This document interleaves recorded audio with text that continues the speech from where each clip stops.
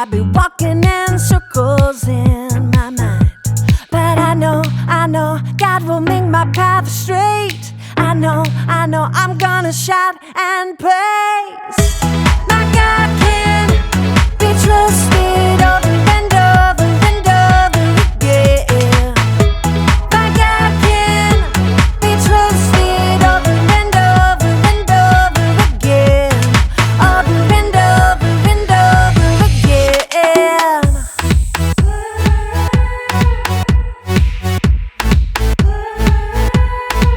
When I am up, when I am down, when life turns me around, should I go left? Should I go right? Should I be walking in circles in my mind? But I know God will make my path straight. I know I'm gonna shout and praise. My God can be trusted over and over and over again. My God can be trusted over and over and over again. Over and over and over again. I'm confident. My God can. I'm confident. My God can. I know. God will make my path straight. I know. I'm gonna shout and praise. I know. God will make my path straight. I know. I'm gonna shout and praise. My God can be trusted over and over and over again. My God can be trusted over and over and over again. My God can be trusted over and over and over again. My God can be trusted over and over and over again. Yes, He can. Over and over and over again. I'm confident. My God can. I'm confident. My God can. Over and over and over. I can trust Him. Over and over and over again.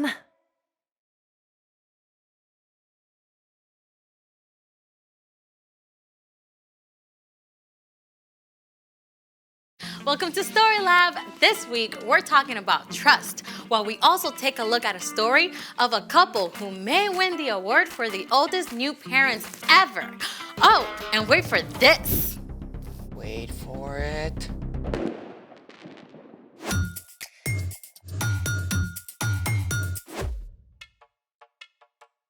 Hey, I'm Amaya. And I'm Zeke. And this week, we're talking about trust, which is putting your confidence on someone you can depend But on. how do you know who you can depend on? Well, I think the best way is to look up. What do you see? The ceiling? No, imagine that we're outside.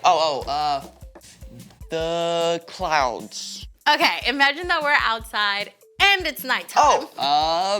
The stars. Yeah, all those points of light way out into space. Constellations and galaxies, each one filled with more brilliant, burning stars than we can imagine.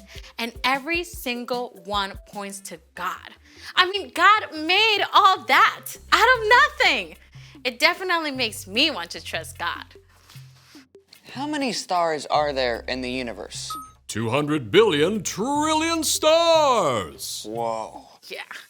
The sky was so amazing last night. I just have to take a picture for you. Look. Ooh, you have seriously got to upgrade. I know. I just couldn't capture it. So I looked up some pictures taken by the Hubble telescope instead. The Hubble Space Telescope has been orbiting the Earth for more than 30 years. It's about the size of a school bus and travels at 17,000 miles an hour, circling the Earth every 97 minutes. Check out this image from the Hubble. Whoa. This is the Prone Nebula. It is 6,000 light years away. Stars are actually formed there, so the Prone Nebula is like a nursery for baby stars. Mind blown. Whoa, wait. I know this one. It's the Veil Nebula. It's a leftover from a supernova that exploded like 20,000 years ago. Yeah, and check that one out. Oh, those look like Christmas lights. Well, the red dots are actually dying stars called red dwarfs, and the bluish dots are burnt out stars called white dwarfs. And they are all part of this huge cluster of stars called the Omega Centauri. Oh, I know him. He's a transformer. I think we're talking about something different. Ah. Oh, is that it? I want to see more stars. Well, that's all I've got. Unless What? we can make our very own stars right here in the lab. I'm ready. I don't think you're gonna need those. They're for style. Okay then, let's make it. Follow along and you can do this at home if you like. What have we got, Zeke? Step 1. Fill a big jar or vase or tank about 2/3 full of water.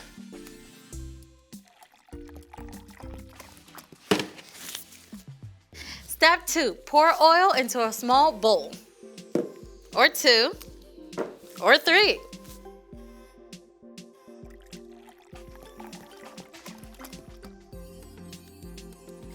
Step 3. Add 4 or 5 drops of food coloring to the oil. You can use up to 3 colors.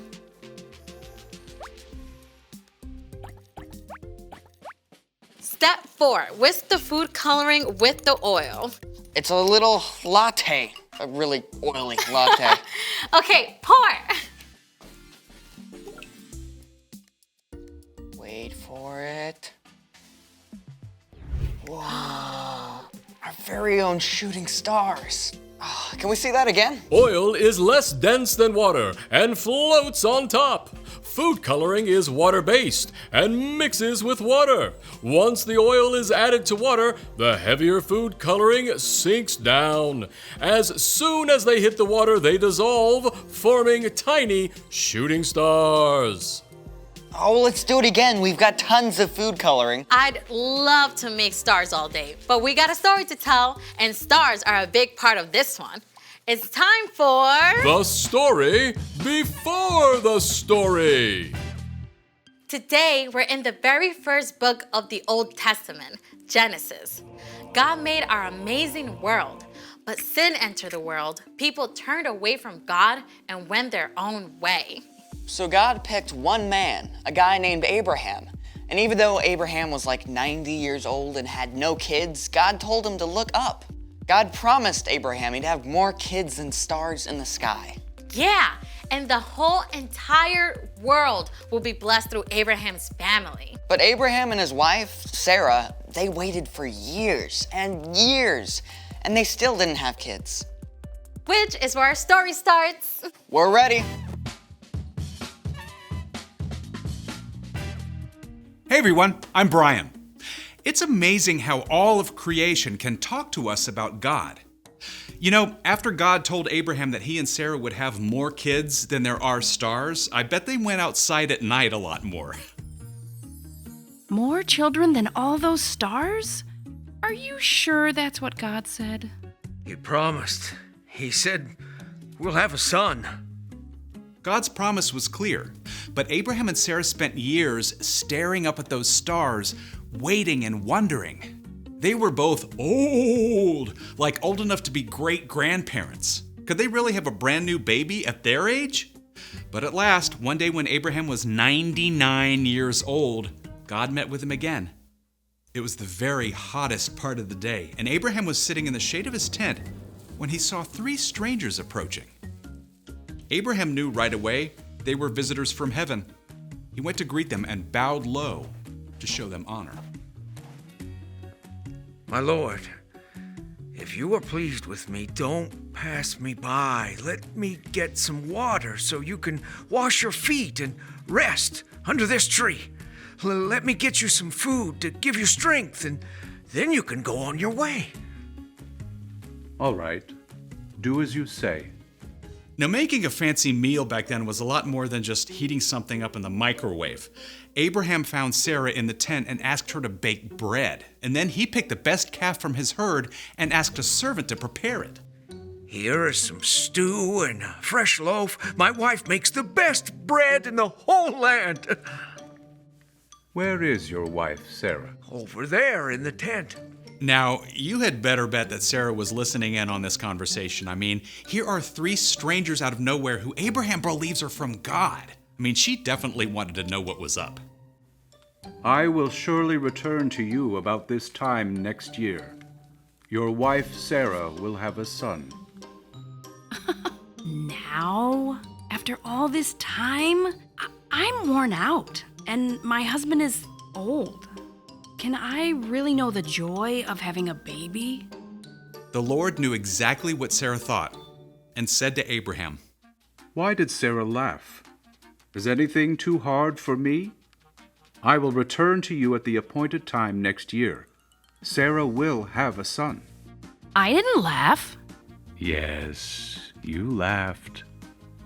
Oof. Sarah seriously got called out there, but God wasn't angry with her. God was gracious to Sarah, and Sarah did become pregnant, and after some time, she gave birth to a baby boy. God has given me laughter.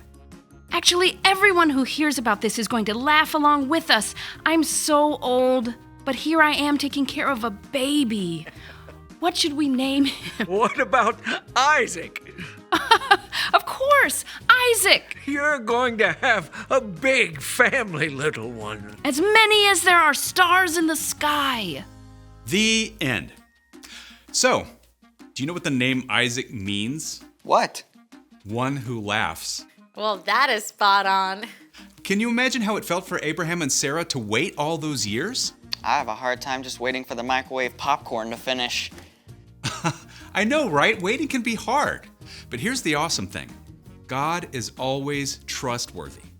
God promised Abraham that the whole world would be blessed through his family. And it took hundreds of years, but the whole world was and is blessed because of one of Abraham's descendants.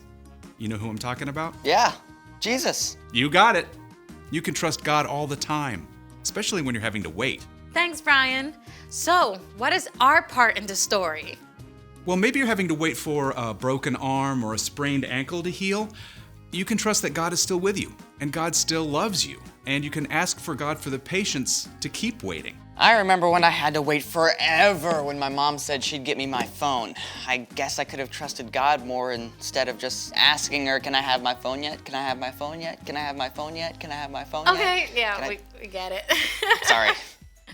I actually had to trust God yesterday.